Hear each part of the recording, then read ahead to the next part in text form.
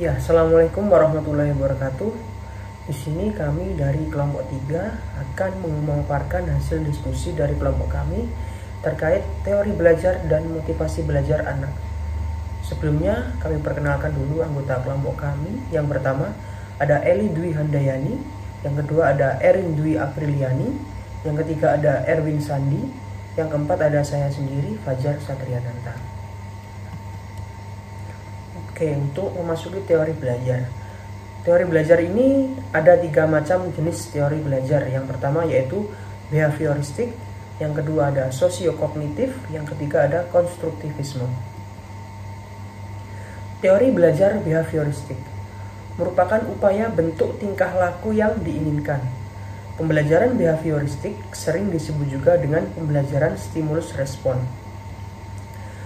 Pada penerapan teori belajar behavioristik dalam pembelajaran, yang pertama, menentukan tujuan pembelajaran sesuai dengan capaian pembelajaran. Yang kedua, menentukan materi pelajaran yang diberikan. Yang ketiga, merinci materi menjadi bagian-bagian kecil dalam bentuk pokok bahasan, subpokok bahasan, dan lain-lain. Yang keempat, memberikan stimulus. Yang kelima, adanya aktivitas memberikan hukuman atau hadiah dan hadiah. Selanjutnya, teori belajar sosiokognitif.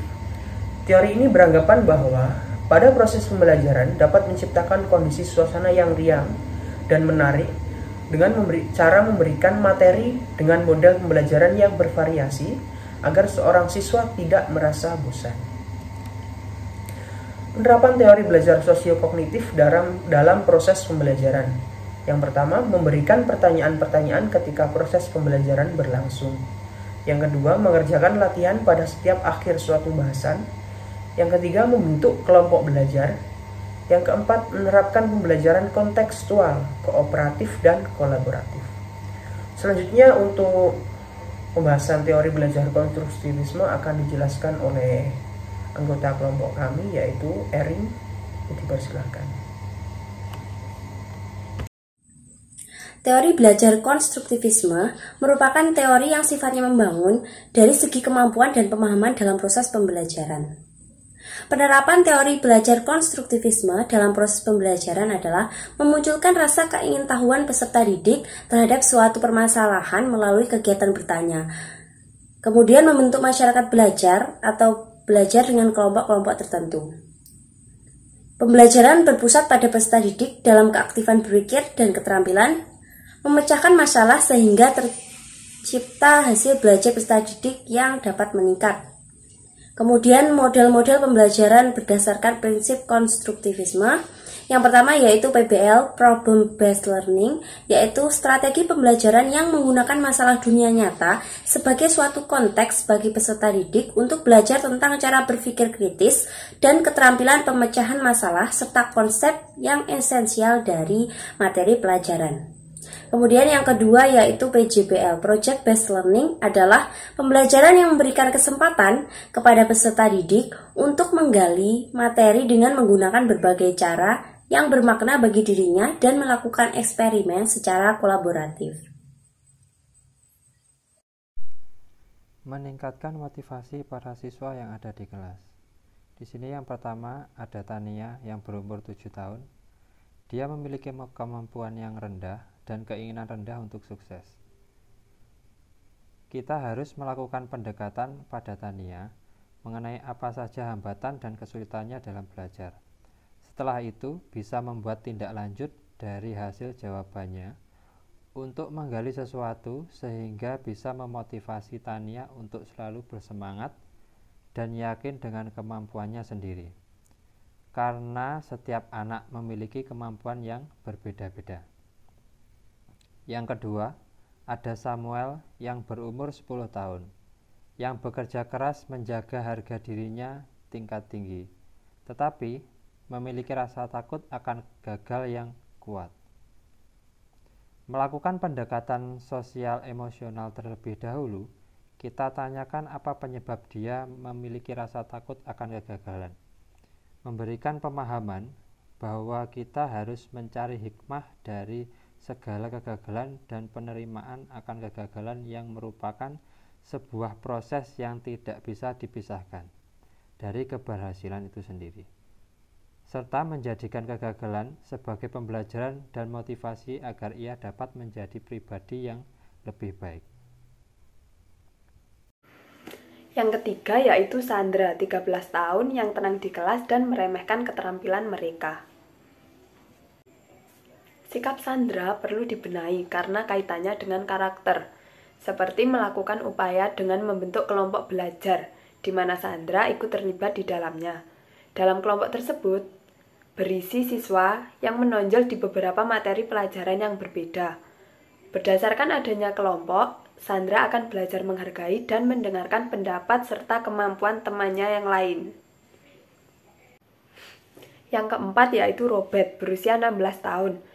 Ia menunjukkan sedikit minat ke sekolah dan saat ini tinggal bersama bibinya, sedangkan kedua orang tuanya sudah tidak dapat dihubungi lagi. Dengan melakukan pendekatan pribadi mengenai latar belakang keluarga dan lingkungan kesehariannya dari bibinya, upaya yang dilakukan adalah memberi solusi apabila terdapat permasalahan khusus yang mengganggunya. Kemudian baru diberi motivasi dan pendampingan serta perhatian khusus dalam waktu tertentu. Baik, setelah ini akan dipaparkan sebuah video terkait pemberian motivasi di awal pembelajaran. Mohon disimak dengan secara seksama. Assalamualaikum warahmatullahi wabarakatuh. Waalaikumsalam warahmatullahi wabarakatuh. Selamat pagi anak-anak. Selamat pagi, Bu. Ya, sebelum kita mengawali pembelajaran pada pagi hari ini, dimohon untuk ketua kelas memimpin berdoa. Silakan Mas Abdar, memimpin. Ya, sebelum kita mulai kegiatan pembelajaran hari ini, marilah kita berdoa. Berdoa dimulai. Doa selesai. Baik, siapa hari ini yang sudah masuk? Masuk semua. Masuk semua. Alhamdulillah, kita semua bisa hadir di sini dengan keadaan yang sehat. Sebelum Ibu bertanya-tanya mengenai pembelajaran hari ini, Ibu mau kita berdiri dulu. Oke. Masih ingat dengan semangat? Ingat, Bu. Ayo coba praktekkan. Tepuk semangat. Semangat. Semangat. Yes. Ayo coba diulang sekali lagi. Tepuk semangat. Semangat. Semangat. Yes. Oke. Boleh duduk kembali? Ya. Anak-anak, apakah kalian sudah siap belajar hari ini? Sudah siap, Bu. Siapa yang tadi malam sudah belajar? Saya. Siapa yang belum? Ayo, Mas Erwin, kalau di rumah harus siap belajar ya. Ya. Terus siapa yang di sini yang punya cita-cita?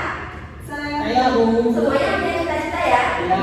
Apa cita-cita kamu, Fajar? Saya ingin jadi polisi, Bu. Ya, terus kamu, Bari, apa cita-cita kamu? Astronot. Ya, terus kamu, Mas Erwin, apa cita-cita kamu? Jadi dokter, Bu. Ya, semuanya itu bagus. Cita-citanya ada yang jadi dokter, ada yang mau jadi astronot, ada tadi yang mau jadi apa? Polisi, Bu. Ada yang mau jadi polisi. Untuk mencapai cita-cita tersebut, kalian harus apa? Giat belajar, Bu. Selain giat belajar apa lagi? Sekolah, Bu. Iya, sekolah.